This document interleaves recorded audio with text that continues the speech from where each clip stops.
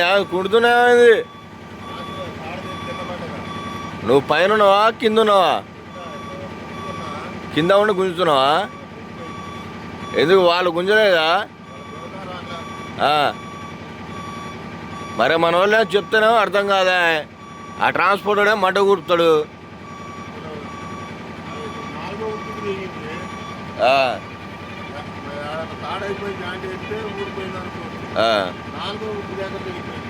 తెగింది కరెక్టే అన్న.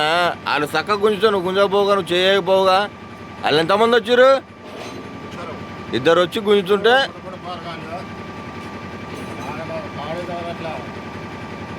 ఈ వీడియో ఎందుకు తీస్తున్నా అంటే మన గోపికి ట్రాన్స్పోర్ట్ వాళ్ళు చూపిద్దామని. ఈడ మంచి మంచి పైలు వాళ్ళు ఉన్నారు కదా, తాడు గుంజే పైలు వాళ్ళు.